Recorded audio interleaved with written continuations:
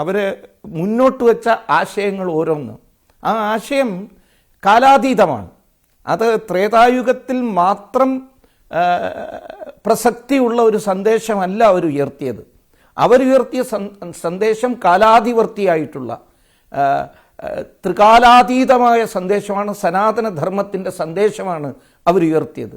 രാമൻ്റെ ജീവിതത്തെക്കുറിച്ച് വാൽമീകി അതുകൊണ്ടാണ് രാമോ വിഗ്രഹവാൻ ധർമ്മ എന്ന് പറയുന്നത്. ധർമ്മത്തിൻ്റെ പ്രതീകമാണ് രാമൻ എന്ന് പറയുന്നത്.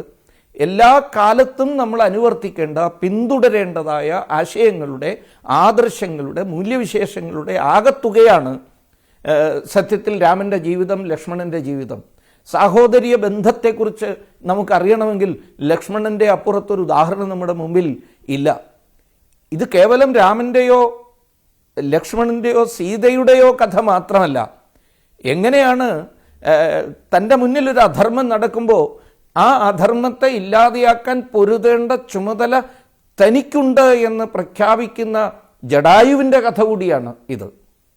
ഈ ലോകത്തെ മുഴുവൻ ധർമ്മത്തിൽ വീണ്ടും പ്രതിഷ്ഠിതമാക്കണം എന്ന ആഗ്രഹം അത് എല്ലാ വംശങ്ങളിലും ഉയർന്നു നിന്നിരുന്നൊരു കാലത്തെയാണ് രാമൻ്റെ രഘുകുല രീതി എന്ന് പറയുന്നത്. ആ രഘുകുല രീതിയെ നിലനിർത്താൻ വേണ്ടിയിട്ടുള്ള ഉത്തരവാദിത്തമാണ് ഈ കാലത്ത് നമുക്കോരോരുത്തർക്കുമുള്ളത്.